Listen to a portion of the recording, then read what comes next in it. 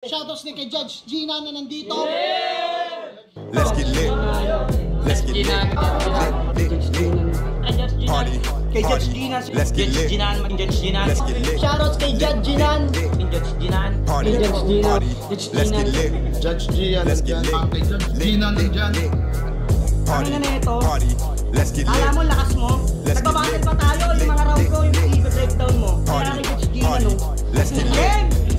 Let's get Di lit. pansin gano'ng mahina kasi sa pista Party. siya sikat. Party. Pag Let's get dyan, lit. Judge Gina. Let's get lit. Instant na react.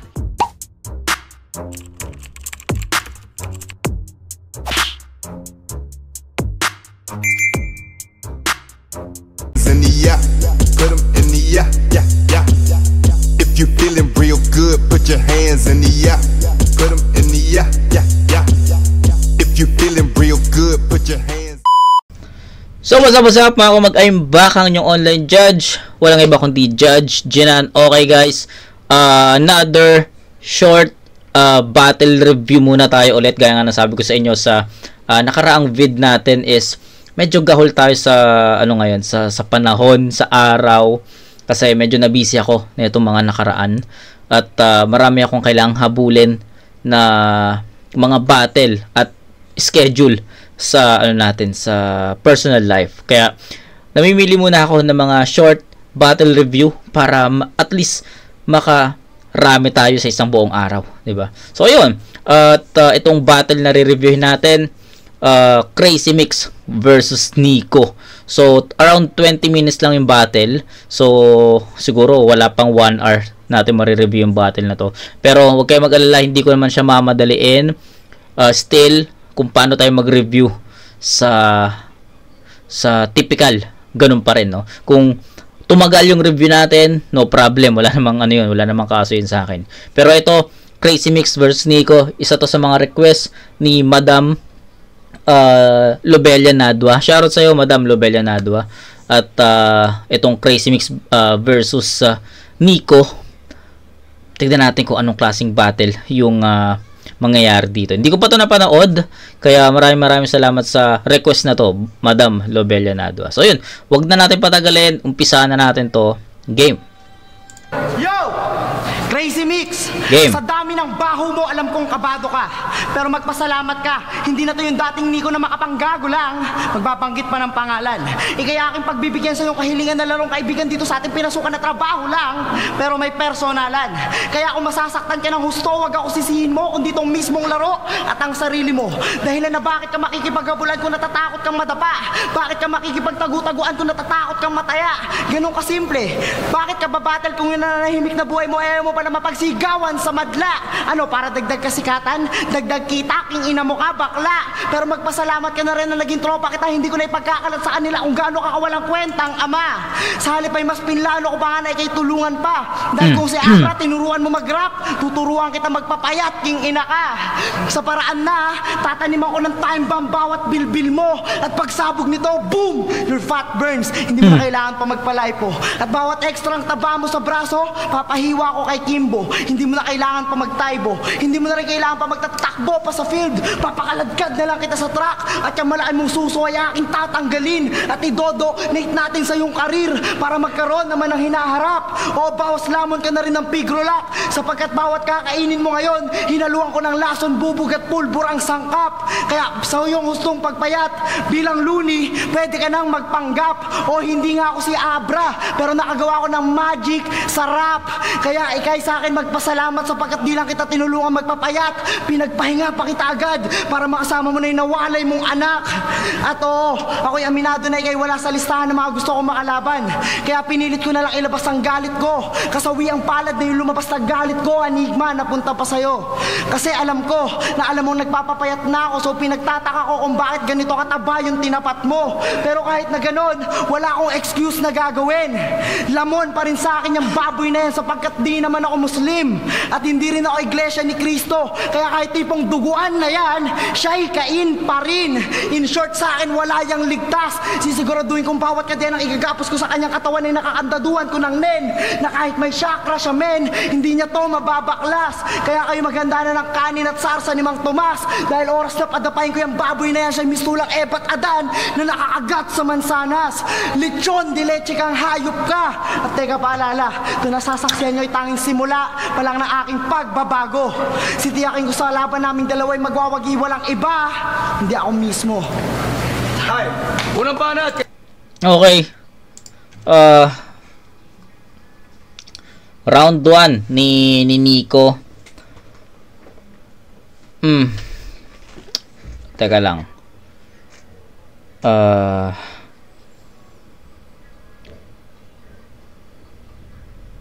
Para sa akin umikot sa ano sa fats, taba, papayat, 'di ba? Parang hindi siya fat jokes basta fat schemes. Tapos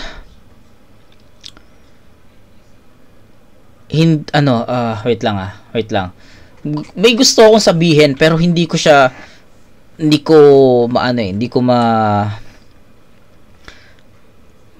ma-pinpoint kung ano yung exact term para doon sa sasabihin ko. Pero siguro ito na lang. Maganda yung performance ni Nico. Maganda yung mga references niya. Maganda kung paano niya naitahi-tahi yun. Maganda kung paano niya na-deliver yun. Pero sa tingin ko, hindi siya ganun ka-epektibo laban kay Crazy Mix. Oo, effective. Oo, direkta. Walang hindi natin pwedeng i-disregard yung pagiging direct na references, direct na punto para kay Crazy Mix. Direct yun. Pero sa tingin ko, hindi enough Hindi enough yung mga ginawa ni Nico para kay Crazy Mix dun sa sa paggamit niya ng mga references na yun. Ano pa? Yung performance, yung delivery, walang kaso malinis yun. Pero inaantay ko yung pinaka suntok, pinaka haymaker sa round ni Nico. Medyo ayun yung wala sa sa round na yon. Okay? Crazy Mix, pakinggan natin. Kay Crazy Mix. Yo, Nico, isa sa mga kilala na sa flip top, palakpakan, na walang kasing angas. Sa kayabangan mo ako ang babawas, sa'yo ko papamalas kung paano maging malas.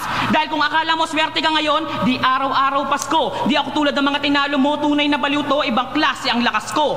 Dahil ko pa ang merong agimat, lahat ng bala mo kaya kong palikuin. Di ka pwede maging psychiatrist dahil ultimo sarili mo at lyrics mo di mo kayang patinuin.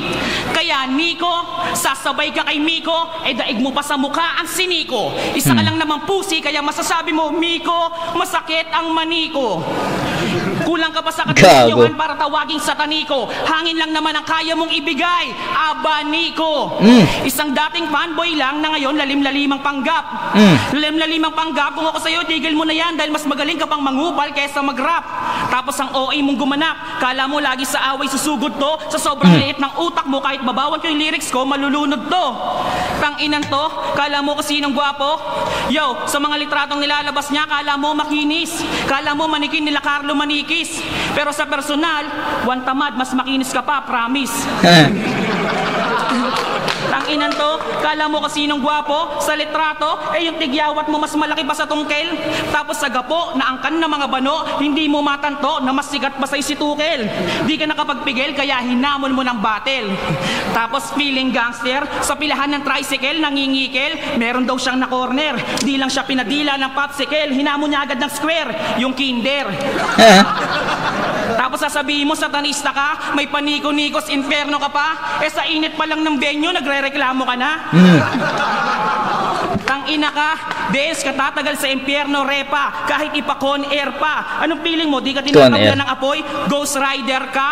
Sa face-off nating dalawa, para ka lang bulak versus the rock. Ako ay Lord of War ng rap, ang bumangga sa akin wasak. Ang mga letra ko'y tinuturing na national treasure mula una hanggang last page. Subukan mong gayahin at nakawin ang ikulong kita sa ataol. Nicolas Cage. Yo, hindi ka naman mistisong bangus. Bakit pakiramdam mo matinik ka rin? Yo, dahil baliktad ang ulo mo, ikay aking babalik na rin. Yo, isa kang noba na takama na rapisap ka u. Diyes muya ka ang liw, baka sirasi ang luu. No ang binesa ng oga, gatngatang sa mga wangbu. Pag masama-sama nyo kahatlamen sa ren palangku. Yakpu, raso. Ganda nun. Yung last 4 lines, last 8 lines ni Crazy Mix, yung pag sa baliktad, kailangan nating i-rewind kung marami tayong oras i-rewind natin yun, pero ang ano lang, yung i-scorean ko yun sa level of yung level of difficulty kasi nun tangina, mahirap magkabisado ng mahirap magkabisado ng ganun baliktad, 'di ba? Yun, para sa akin yung level of difficulty nung kung paano sinulat actually sa sulat maano lang, pwede mong sabihin na lang yun, mababaw, pero kung paano niya kinabisado yun, na mahirap yun. Kaya sa level of difficulty pwedeng mataas ang score na ibibigay ko doon kay Crazy Mix. Tapos mas effective siya. Yung mga references, yung mga jokes, well-rounded yung pinakita ni Crazy Mix dito, na para sa akin, yun naman yung naging edge ni Crazy Mix sa round 1 ni Nico. Kasi kung napansin nyo, yung round 1 ni Nico, references, punto, yun lang 'di ba? Medyo nagkulang si Nico sa effective references kasi maganda na yung delivery ni Nico, maganda na yung performance, wala na tayong pwedeng baguhin doon or wala na tayong sasabihin doon. Almost perfect na yun para sa akin. Pero the content, yun yung medyo tayo doon, tagilid si Nico doon. Kasi nung narinig natin yung performance ni Crazy Mix, ang ganda full package andun yung pagiging well-rounded, andun yung jokes, andun yung mga punto, andun yung mga references, ang ganda nung laro niya dun sa Nico, yung si Nico, Manico, Nicolas Cage, di ba? Ang daming references. So I think itong round na to malinaw na ibibigay ko yun kay Crazy Mix. Siguro hindi naman siya ganun ka, hindi ko naman bibigyan ng perfect si Crazy Mix dito kasi para sa akin pa rin, alam ko may parang tawag dito, ina-anticipate ko lang na may mas malakas pa na version ni Nico sa rounds 2 and 3, ni Crazy Mix sa rounds 2 and 3. Kaya feeling ko yung round 1 medyo painit pa lang to. So ayun, sana gets nyo yun. Sa context lamang si Crazy Mix sa references, sa metaphor, sa mga elements ng battle rap. Tsaka pang battle yung ginawa niya talaga, more on punto at nameplay, 'di ba? Kay Nico naman, references okay yun. Sabi ko nga sa inyo, hindi na natin pwedeng i-disregard yun. Nandun na yung performance ni Nico. Pero yung effectivity ng pagkakagamit niya dun sa references na yun, ayun yung medyo kulang. Okay? So 9-7 in favor of Crazy Mix sa round 1. Round 2. Kalawang banat, Nico. Namputang ng yabang Pero kahit anong pag-aangas mo, hindi mo ako masisindak. Cause you're not a beast, you're just obese sa magiging cause of death. Ay galis na di malis simpleng sakit at you can resist. Walang iba kundi foot and mouth disease. Kaya kung buhay mo ayaw mo mapabilis, pare konting tiis, in 5 days your weight must decrease. Kaya Crazy Mix, kung ako sa'yo ngayon palang mag-diet ka na please. At kung minamalit mo ako, tol, okay lang yon. Ako'y aminado naman, ako'y totoy lang nun. Pero nag-iba na ihip ng hangin ngayon. Yung dating totoy na naging isa ng sikang mamang maton. Nagkaroon ng bungangang gutom na sa digma ay pugon. May hinay binabaon, utak na walang lamay kinakahon. Sa akin naman yan lang mga pusong mamon. Wari-wato silang nun na bigla naging isang bagong likhang kanyon. Dati mas makitid pa sa eskinita, ngayon may lawak na mas malawak pa sa bilyong mansyon. At yan ang Nico na nakakaharap mo ngayon.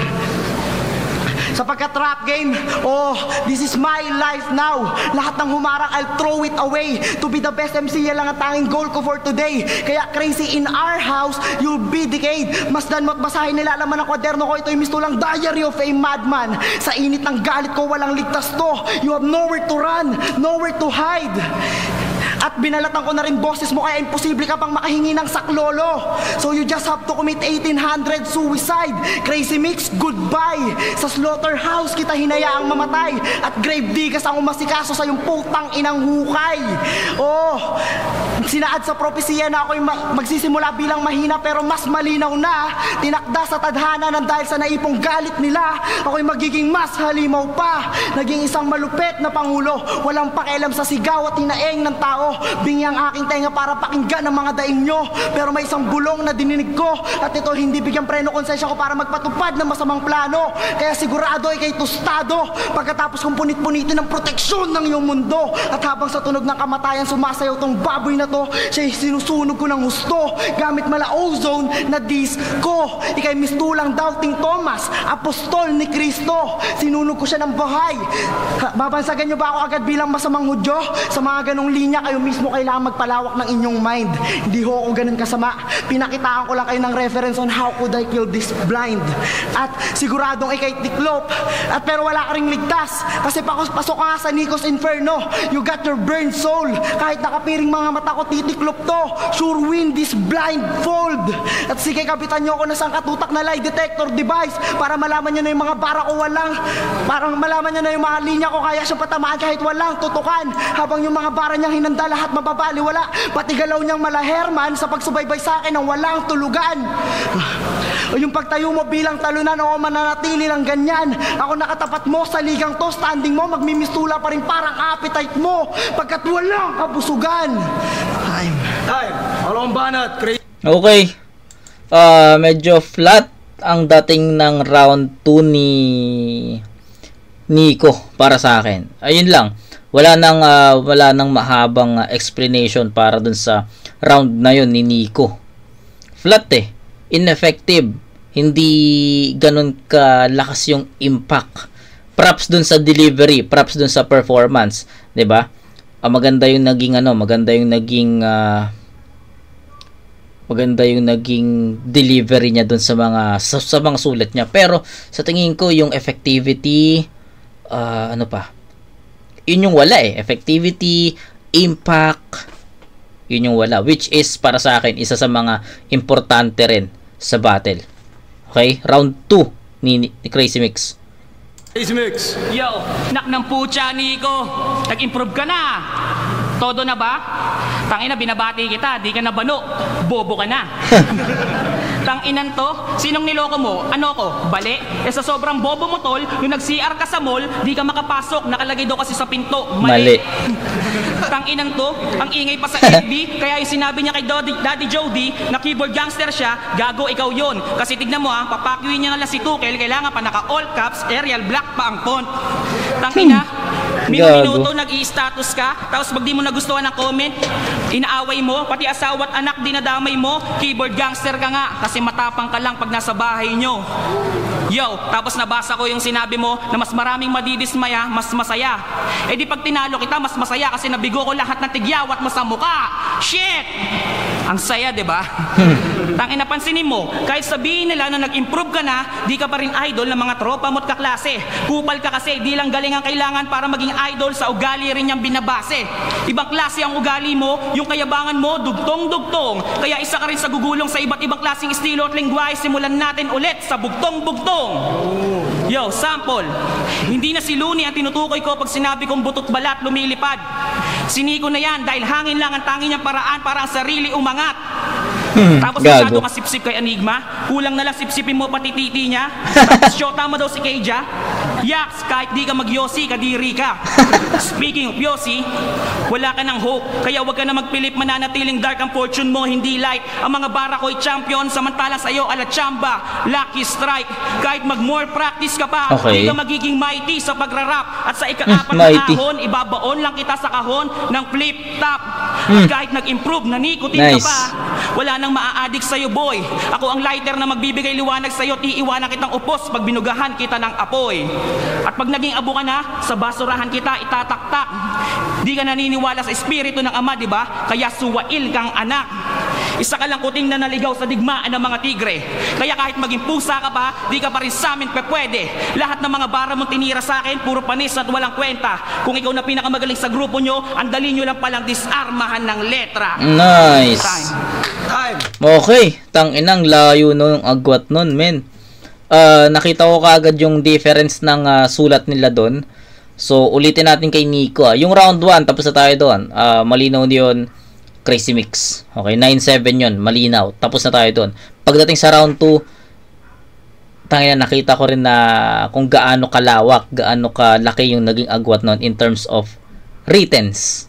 Kay Nico, sabi ko nga sa inyo na wala yung wala yung impact, wala yung creativity, wala yung effectivity, wala 'di ba? Monotone yung mga references niya, I think hindi siya ganun ka-common, hindi siya ganun ka na-digest ng crowd or ng nanonood, kaya medyo medyo flat yung dating sa amin. Kaya nga ang sabi ko sa inyo, medyo flat yung pinaka buong round 2 ni Nico. Kaya ayun. Okay. Bigyan ko pa rin ng 7 points si Nico dito kasi syempre props pa rin doon sa performance niya, 'di ba? Kay Crazy Mix, colorful. Sobrang colorful. Andun yung mga references, maganda yung references niya, yung brands ng cigarettes, 'di ba? Brand ng Yossi, Hope, Philip, Fortune, tapos flip top na yung kahon na di flip top. Ano pa yung mga references ni Crazy Mix dito? Basta, 'di ba? Marami, colorful, tsaka effective. Masasabi mo na effective. Tapos nandun pa rin yung jokes, andun pa rin yung mga punto, maayos yung mga setup, tapos tumatama kay Nico. Doon pa lang 'di ba? Doon pa lang malalaman nyo na lamang si Crazy Mix in terms of references, hindi, buong sulat. Sa buong sulat doon pa lang 'di ba? Hindi ko na papahabain pa lamang na lamang si Crazy Mix doon in terms of writtens, 'di ba? Sa performance pwedeng sabihin nating tabla, pero the context itself doon nagkakalayo, 'di ba? Yun lang. Ito para sa akin mas okay tong round 2 ni Crazy Mix, pero mag-i-stick ako sa 9-7 na score. Okay? Feeling ko meron pang mas malakas Nag-aantay ako. Pwedeng mali ako, pwedeng round 1 and 2 dapat 10 points na yon. Pwedeng mali ako. Pero let's see. Ano lang, anticipation lang. Pero ayun, 18-14, 9-7 both, round 1 and 2. So that's 18-14, up by 4 points si Crazy Mix dito. Round 3.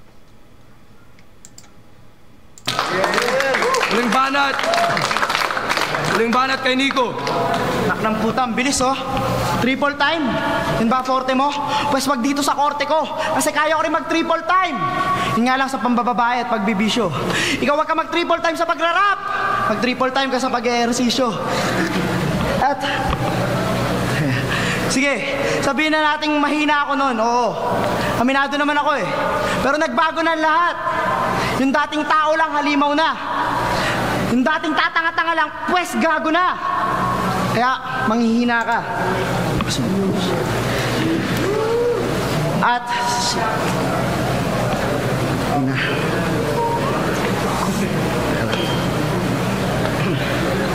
Hindi, sige. Hindi ako nagkunwaring mag-choke. Nag-choke na talaga ako. Pero tutuloy ko. Oo, nanghina ako. Dahil kanina pa ay pagod na. Pero tutuloy ko to, tangina. Oo, ako yung dating saling pusa sa eksena. Ako yung dating Nico na uod na gumagapang sa lapag. Pero naging isa ng ahas na makamandag. Dating sisiw na nakaasa sa inakay, ngayon isa ng agilang naglalakbay. Dating butigi lang sa dingding. Apoy na binubuga ngayon bilang isang dragon. Oo, dating saling pusa sa eksena, ngayon isa na akong leon. Kaya sa taas ng aking tinalon, imposibleng di nyo pa rin ako napansin. Lahat na nakipag-isolation sa akin, men, nagawa kong gibain. Kaya kung si Icarus ang Ricky Rubio at si Tipsy ang Jeremy Lin, ako ang underrated na bigatin, tawagin nyo akong Blake Griffin. Kitang-kita na yung pinaghirapan ko dito sa liga, sobrang laking evolusyon. Habang ikaw para ka lang mushroom na biglang susulpot ngayon. Sa tingin mo, papayag ako doon? Tangina mo, ulul. Oo, ako'y nagsimula sa isang mahinatwak na laban. Ikaw nung may 150,000, doon ka na lamang lumaban. At sa Batikos, ako'y umuwing duguan, bitbit ang aking mga linyang katangahan. Nung nagsimula ako bilang bloodline, habang ikaw may instant respeto pagkat nag-iisa sa mga miyembro ng Blind Rhyme. Lahat ng nang maliit sa akin, dito ko mismo ginising sa ring. Ikaw nung tinawagan ka ni Arik about sa 150k, doon ka lang nagising nung cellphone mo nag-ring. Kaya sa paghihirap sa battle, men, sino ngayon sa atin mas deserving maging king? Oo, magiging talunan ako, pero paalala lang, Enigma, ayoko na talaga. Ito'y last na, ayoko nang lumaban pa sa mahihina. Ito'y paalala na ako'y handa ng lumamo ng unlimited rice. Makipagmabilis ang umupos ng unlimited fries. Makipagpalitan ng putok ng bala sa duelo. Lumabag sa batas, bumulsay ng target, gumiba ng balakid, umapak ng tayat, manlait ng pangit. At hindi ito pag-call out, pagpapaalala lang sa lahat na I'm on my way up. Ito'y panampal na panggising sa lahat ng tanga-tanga taga-suporta ng flip top, that this is your time to wake up. Gising, mga putang ina nyo. Lalong-lalo ka na, mataba ka lang, pero mas mabigat ako sa'yo. Time. Flip top. Okay, nag-choke. Nakabawi, pero still the performance level still the same. Actually, naka apekto yung pag-choke niya ng ilang beses tsaka matagal, 'di ba? Okay, wala na tayong sasabihin pa doon. Yung choke itself, malaking factor na sabihin nating nakabawi si Nico. Pero sa tingin nyo ba yung mga na-spit niya na verses is enough para matapal yung choke niya? So, I leave it to you guys. Enough ba yung mga verses ni Nico dun sa choke niya? Diba? So, yun lang. I leave it to you. Round 3. Crazy Mix. Stop, magigay para sa laban na yun. Okay, last. Yo. Okay, para sa laban na yun. Alang, pero mas mabigat ako sa'yo. Gagi. Time. Flip top, magigay para sa laban na yun. Okay, last. Yo, madalas wala ka sa gapo. Tinatawag mo silang bano. Wala kang pinagkaiba sa mga kababayan nating nakatungtong lang ng tapet, kinakaya ng pagiging pango. Ano yan, hugas kamay ka ngayon para mapagtakpan ng sariling baho? Alam naman na lahat na kayong dalawa ni Tukay lang ang dahilan kung bakit tinatawag kayong bano ng mga tao. Tangina mo, kupal ka ng bastos pa to ng babae sa Davao. Parang gago lang. Di ka lang type ng chick, sasabihan mo agad ng ulul. Probinsyano ka lang. Ang tigas tawaging probinsya ang Davao ng ulupong na to. Di hamak namang mas maunlad ang Davao City kesa Olongapo. At mas maraming rapper na malupit na Bisaya. Si Looney, Syke at ang inyong lingkod. Kaya para sa lahat ng Bisaya, yak ka na magtulak, baka kung pakapisting yawa, walay pulos ka, buringod! At eto, pinapangalandakan mo pa yung pagiging satanista mo. Huwag ka namang akay ng ibang tao. Kung gusto mo sa impyerno, mag-isa ka, tangina mo. At dahil mabait ako, pababaitin kita, Nico. Gusto niyo bang pabaitin ko si Nico? Yo, listen very carefully. I-extend natin ang ating mga kamay kay Nico. Angat nyo at repeat after me. Yo, Santa Maria Elementary School. Patawarin nyo po si Nico. Gago. Di niya po alam ang mga ginagawa niya. Kaya bumangga siya kay Nico. Alien? Yo. At sabi mo, alam ko lang ang pangalan mo, pero hindi ang pagkatao mo. Totoo. Dahil di ka naman naging tao sa paningin ko, pero alam ko ang pagkahayop mo. Yo, balita ko, yung shota mong si Ira gusto mong ipatira sa mga tropa mo nung lasing na kayo. Tapos nung nahimasmasan ka, maang-maangan ka, tang ina tigas ng mukha mo, gago. Halatang-halatang sa kakupalan ka na sanay. Kaya sabi ni Tukel, yung shota mong malapit ng mamatay, pineparahan nyo pa rin ang iyong nanay. At eto pa, sabi ng mga kaibigan ni Mama Susan, isa kang alamat ng gubat dahil sa kahayupan mo. Dahil sa kahayupan mo, lumayo ka nga sa akin dahil ayoko sa taong ginagawa ginagawang kapitan kahit sino. Yo, isa kang Judas na may maitim na budhi, parang paboritong libro mo. Di ka na makakamak Arthur, patay ka sa sulat ng stainless longganisa ko. Aba, nakakabasa na pala ako kahit baliktad pa yung libro mo, hoy. Pinagsama-sama ko lahat ng libro ni Bob Ong para patayin tong literal na bobong Pinoy. Yo, triple time. Hari ka na kaya baka marami gilit sa'yo. Kung pabanungan ng usapan, walang hihigit sa'yo. Ako ang tunay na baliw at malabo maging ikaw sa kabubuhan mo taglay, walang bumibilib sa'yo. Isa kang kaputa-putahang nilalang satanista. Sa bilang ng impyerno, una ka na nakalista. Ako'y kumakain ng mga nagbabangga pero akin sinusuka mga tulad mo panis na. Wala akong pakiko, paborito ka ni Enigma, mumurahin pa rin kita, tang ina ka. Huwag mo na balaki bumanat ng mabilis dahil hindi mo kakayanin kasi nga, tanga ka. Nga. Time. Go, flip. Okay. Round 3, ano na lang siya, formality. Para sa akin, formality na lang yung round 3. Malinaw yun kay Crazy Mix, pero sa tingin ko 1 and 2. Sabi ko nga sa inyo, pwedeng mali ako Pwedeng mali ako sa scoring ko sa 1 and 2 na possible 10 points yung 1 and 2 Pero sa tingin ko, nag-anticipate lang naman ako na baka may mas malakas pa na Crazy Mix. But in the end, sa tingin ko yung round 3 ni Crazy Mix, although may triple time siya dito, feeling ko better yung 1 and 2 niya. Okay? Kanya pa rin yung round 3. Pero siguro bibigyan ko ng mababang score to. Bigyan ko to ng 8-6 in favor of Crazy Mix. Okay, hindi naging consistent yung energy ni Crazy Mix Sabi ko nga sa inyo, 1 and 2, maganda yung pasok niya, maganda yung mga maganda yung context, maganda yung sulat. Pero pagdating sa round 3, yes, andun yung triple time, pero sa tingin ko hindi enough Hindi pumantay yung performance ni Crazy Mix sa round 3 compare sa first 2 rounds niya. Yun lang. Pero kay Nico, pababa din. Hindi. 1 and 2 the same, pero pagdating sa round 3, nag-choke, 'di ba? Yun, 998 in favor of Crazy Mix all 3 rounds. 776 naman, and that's 20 points for Nico. Then kay Crazy Mix naman is 25. Tama ba? 18. Hindi. 27. Tama, 27. 27 to 20, up by 7 points. All 3 rounds, Crazy Mix ang boto ko. Flip top on 4. Grabe 5-0 para kay Crazy Nico versus Crazy Mix. Ang boto 5-0 para kay Crazy Mix. Saros din Nico.